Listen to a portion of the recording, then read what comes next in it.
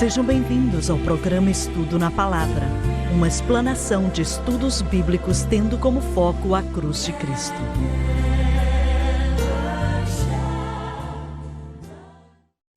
Bem-vindo hoje ao Estudo na Palavra. Eu sou o evangelista Jimmy Swaggart com Lauren Lawson, com o Dr. David Watts, o Don Paul Gray, o John Rosenstern e o Dave Smith.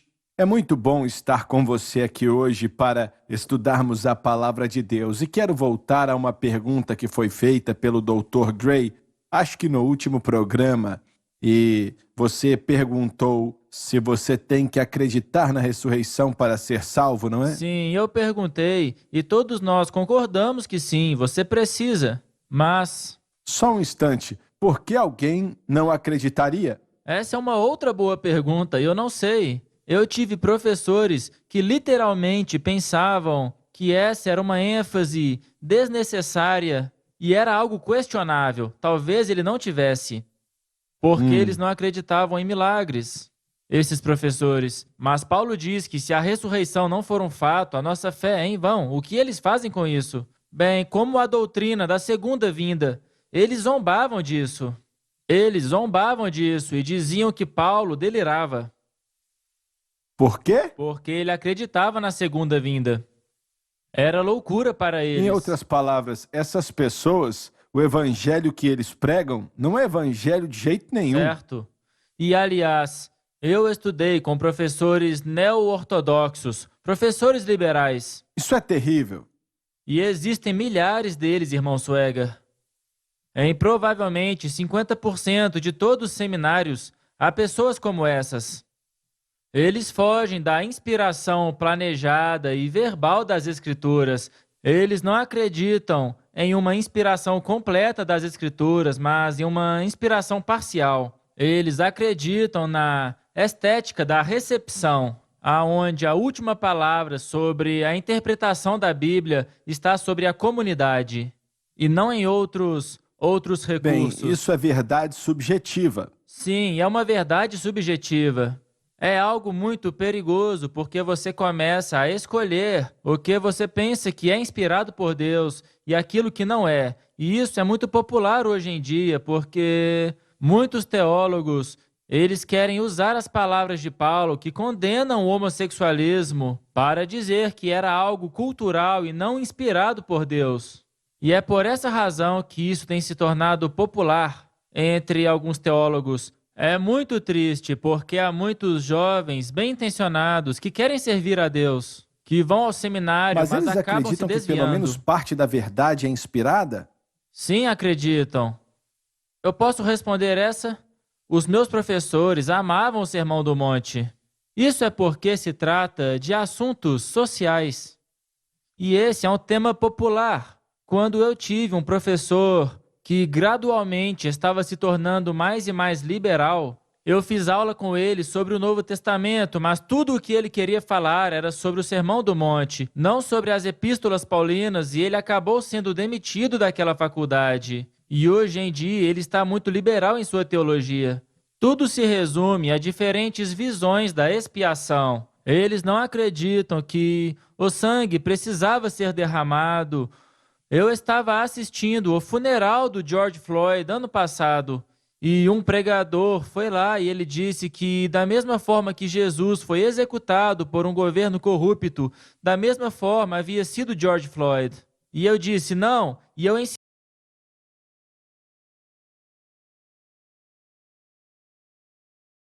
isso à minha classe de doutrinas bíblicas, que isso é falso. Jesus não foi executado por um governo corrupto. Jesus entregou a sua vida, ele não foi assassinado, ninguém tirou a sua vida. Então a visão da expiação está distorcida entre os teólogos. A visão da inspiração da Bíblia também está distorcida.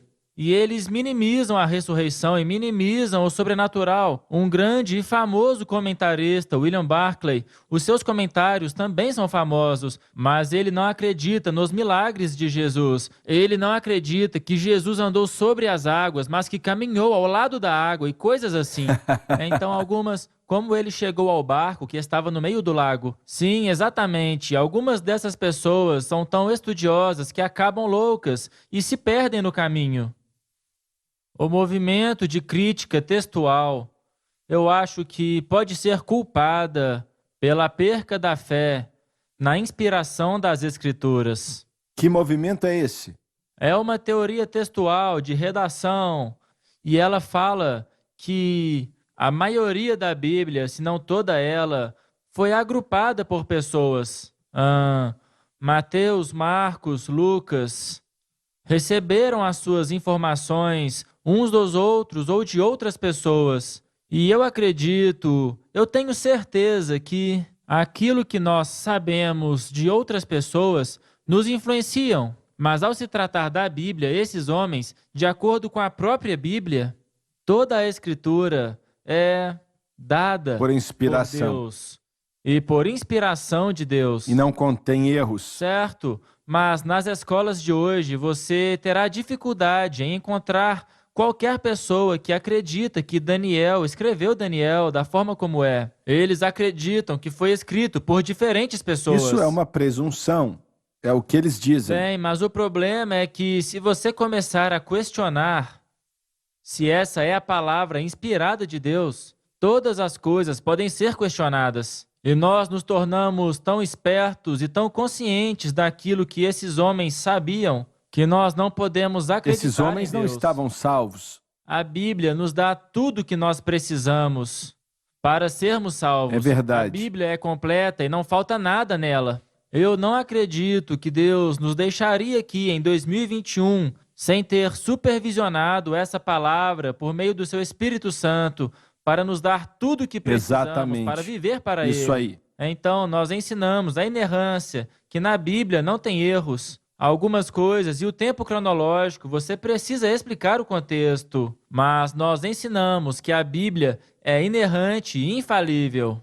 E como o irmão Lawson disse, questionar pode ser algo muito perigoso. Você começa a questionar se essa parte é inspirada ou se aquela parte não é. Se isso é algo cultural, se aquilo foi redigido depois. E como você disse em Daniel, as profecias dele foram tão certeiras Contém e com muitos tantos detalhes. que as pessoas não acreditaram que foi ele, mas foi inspirado pelo Espírito Santo. E isso coloca a fé debaixo de um ataque muito forte por parte de forças demoníacas. Esse povo acredita que Jesus Cristo é o Filho de Deus? Muito sim, mas de novo, irmão Swagger, quando você começa a questionar a autoridade, a inspiração, a verdade inerrante da Bíblia, todo o resto perde a validade. Eu posso fazer uma reflexão? Quando uma pessoa nega ou questiona a ressurreição, ela também provavelmente vai negar o nascimento da Virgem. Verdade. E também provavelmente vai negar os milagres. Verdade. Então, o que ela está fazendo é negar que o nosso grande Deus veio à Terra em primeiro lugar. Então, ela está negando a grande história do Salvador. Eu acho que alguém falou sobre isso. O historiador romano, como Tácito, ou Joséfo, que foi um historiador judeu. Não há dúvida que existiu um homem na Galiléia chamado Jesus e que ele foi executado por Pilatos. A história secular do mundo atesta isso. Então você pode estudar teologia e história como disciplinas e saber tudo o que a Bíblia diz, mas não é sobre saber se essa pessoa existiu, mas sim se essa pessoa é o Filho de Deus, e essa é a diferença. E nós voltamos ao nosso texto. Eu não me envergonho do Evangelho de Cristo, pois é o poder de Deus para a salvação de todo aquele que crê. Se Satanás pode roubar a fé de alguém por meio do pensamento do homem, filosofia, ciência, esse tipo de coisa, ele vai destruir a habilidade de crer. A fé é o fator mais importante associado ao cristianismo. Don, você mencionou que quase te fez desviar. Sim, quase. Eu estive lá por quase um ano. Por que isso afetaria a vida de alguém? Eles lidavam muito com o grego e com o hebraico. E enquanto eles trabalhavam nisso, e enquanto eu escutava, tentando entender o que eles falavam, eles diriam que essa palavra grega significa isso e essa palavra hebraica significa aquilo. E foi aqui que o escritor se atrapalhou e eles usavam esse termo, criticismo textual. Então, quando eles estudavam sobre como a Bíblia foi reunida e eles davam a sua visão, você começa a se questionar: eu nunca havia ouvido isso antes. O meu curso de graduação no Seminário do Sul nunca falou sobre nada disso, e quando eles fizeram, eu tive muitas dúvidas. E além disso, junto com essas dúvidas, eu comecei a ficar irritado o tempo todo. Eu ia à aula e saía de lá muito bravo.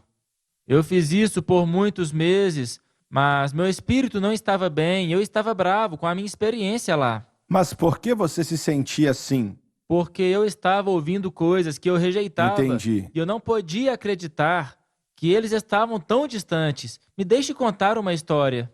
Um dos professores contou essa história. Nosso tempo está acabando, mas serei breve. Ele estava ensinando todo esse liberalismo sem sentido. E um aluno perguntou: eu prego em uma pequena igreja aos domingos. Qual parte da Bíblia que eu posso pregar? E o professor respondeu: essa é uma pergunta difícil. Você vai ter que procurar com cuidado para encontrar algo que seja verdade. Rapaz, que Eu isso? ouvi isso e eu senti que eu precisava me levantar e gritar, mas eu fiquei quieto e saí. Quantos seminários se encaixam nessa Muitos. categoria? Estão formando pregadores que não conhecem ao Senhor. Olha, mencionamos sobre seminários. É verdade que a maioria dos seminários batistas são fiéis à palavra de Deus? Isso varia. Eu pessoalmente acredito que o maior problema com o seminário que eu fui é que há um pouco de... No que diz respeito ao presidente e ao reitor de teologia, eles são muito conservadores. Mas alguns professores têm a liberdade de ensinar coisas que até mesmo o presidente não concorda. E, infelizmente, muitas ideias do Black Lives Matter e do marxismo se infiltraram no seminário que eu fui. E tem tido resistência contra isso. Eles estão enfrentando isso agora. Aonde eu me graduei, a minha história não é como a do Dr. Gray no que diz respeito a ter sido ensinado uma teologia liberal. A minha formação espiritual teve como base uma teologia reformada, ainda que eu não concordasse com o calvinismo. Eu fui criado na Assembleia de Deus e eu me encontrei em um lugar em que as pessoas me perguntavam: e se você tivesse crescido católico ou se você tivesse crescido mórmon, você teria acreditado nessas coisas? Então, por um período da minha vida, eu ouvia esses argumentos e lia as institutas religiosas de Calvino. E ouvia esses diferentes autores. E eu cheguei em um ponto em que eu precisei me decidir o que é que eu acredito sobre a salvação e sobre a segurança eterna. Não foi algo tão difícil, mas foi um processo de pensamento, foi uma luta. E quanto mais eu lia as obras de Calvino e outros reformadores, mais convencido eu estava de que o ponto de vista arminiano, wesleyano, é o ponto de vista mais bíblico para mim. Mas, infelizmente, quando você fala sobre os seminários batistas, existem alguns que reforçam. Depende de qual disciplina você está fazendo, mas para mim, o meu doutorado ministerial foi em pregação expositiva. Então a ênfase do programa estava na homilética e no processo da pregação, não tanto na teologia. Hermenêutica. E na hermenêutica, na interpretação bíblica, quer dizer, na pregação disso. E não são somente os seminários batistas, mas também os seminários pentecostais, muitas coisas diferentes que se infiltraram, seja de maneira mais discreta ou mais óbvia. E isso afetou muito, porque o que acontece no seminário afeta a igreja local, porque lá são formados os pastores, e esses pastores estão pregando nas igrejas locais. Então nós precisamos manter o JSBC em nossas orações para que Deus nos ajude a permanecer fiéis à palavra, permanecer fiéis à mensagem da cruz e fiéis à mensagem pentecostal. E então nós formaremos homens e mulheres que irão pregar a palavra da forma que deve ser feito. Bem, se alguns desses seus professores estivessem sentados aqui hoje, o que diriam sobre nosso ensino? Se Albert Moller estivesse aqui, o presidente da Convenção do Sul, com quem eu já pude conversar, ele iria concordar com muitas coisas que nós falamos aqui, mas ele discordaria sobre se uma pessoa pode ou não perder a salvação, porque ele é calvinista, porque ele definitivamente acredita na segurança eterna. Ele iria gostar da ênfase na cruz de Cristo. Ele teria uma interpretação diferente daquilo que chamamos da mensagem da cruz, mas eu respeito o Albert Moller porque ele valoriza as Escrituras. Mas ele é pentecostal? Não, ele não é pentecostal. Mas e os seminários pentecostais? Sobre os seminários pentecostais, depende de qual escola. Tem uma denominação que eu fui muito... Não é a minha denominação, é uma outra denominação pentecostal. Eu perguntei a um amigo por que alguns seminários são tão liberais se os seus pastores são tão conservadores? Porque nesse grupo em particular, o pastor é muito conservador. E ele me disse que é uma tendência entre muitos pastores dessa denominação que não querem enviar as pessoas para o seminário da denominação devido aos professores liberais, e eles estão enviando pessoas a outros seminários. Estão enviando as pessoas para a Convenção do Sul, como eu fui, para aprender sobre exposição da palavra e hermenêutica. E talvez nós possamos mesclar a exposição da palavra com o mover do Espírito. Esse é o meu objetivo, e a hermenêutica é para enfatizar a exposição da palavra versículo por versículo, mas também permitir o mover do Espírito Santo em tudo o que fazemos. E finalmente o Espírito Santo vai nos dar a interpretação correta da Bíblia, se nós estivermos ouvindo a sua voz.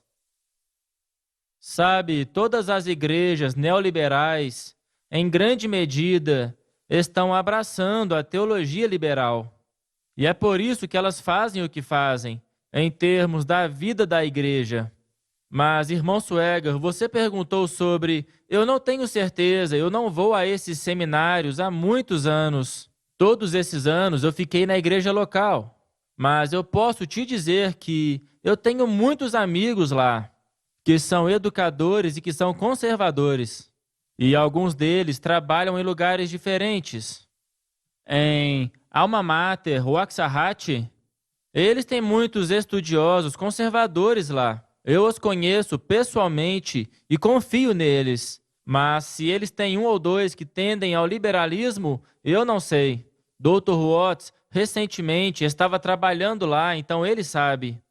Mas na linha principal das denominações, quando você pensa nas igrejas luteranas, nas metodistas, presbiterianas e outras igrejas como essas, quase todos os seus seminários são liberais. Há poucos conservadores. Por exemplo, o pastor da primeira igreja presbiteriana de Orlando é muito conservador.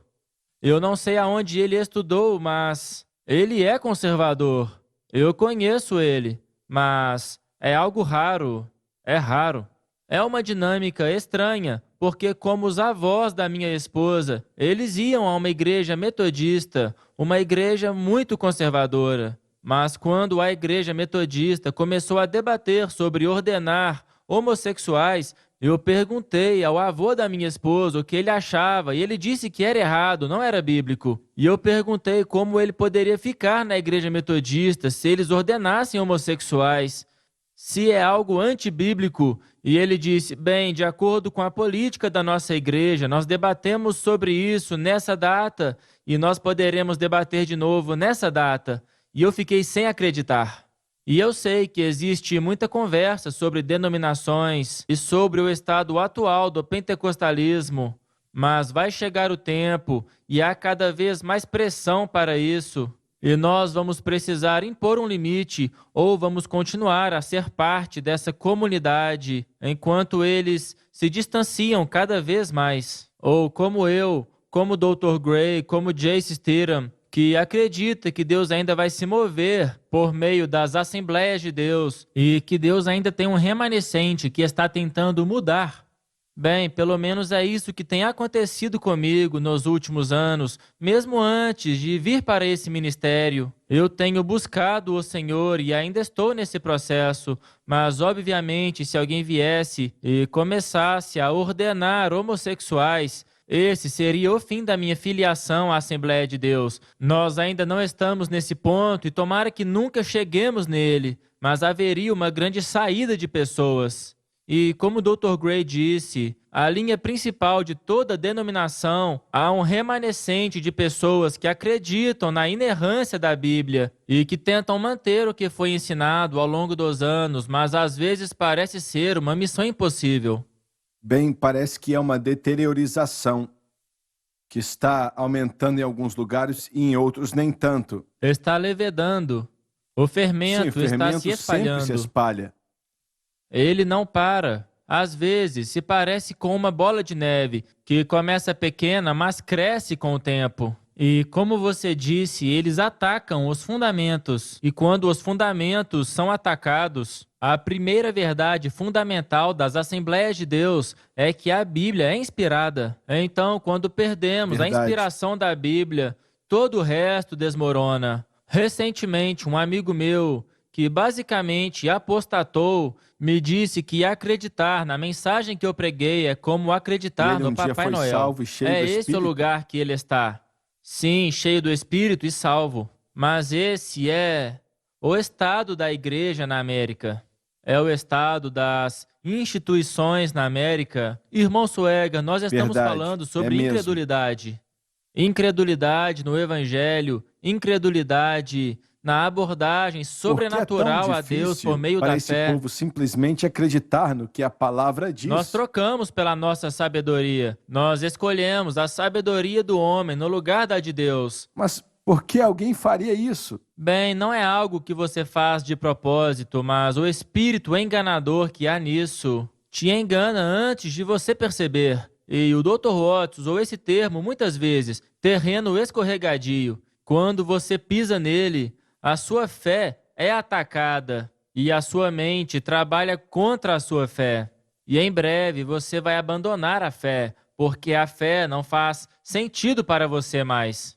Porque a fé vem do coração, não vem da cabeça. Quando as pessoas são salvas pelo Evangelho, elas não sabem de nada. Elas não entendem nenhum conceito do Evangelho. Verdade. Mas elas sabem que são pecadoras e que precisam desse homem chamado Jesus, que teve o seu nome exaltado e elas aceitaram a ele. E essa é a função dos pregadores, pastores e professores, de se levantarem nos púlpitos e proclamar o Evangelho. Não uma mensagem revisada, não uma mensagem filosófica, não uma mensagem revestida de psicologia, mas sim se levantar e pregar a palavra de Deus, dizer a eles o que significa e de como ela impactou a minha vida como pecador e como cristão. Até que voltemos a pregar o Evangelho, as pessoas não vão acreditar. O nosso tempo acabou e obrigado por nos acompanhar. Não perca o próximo programa. Te amamos e Deus te abençoe.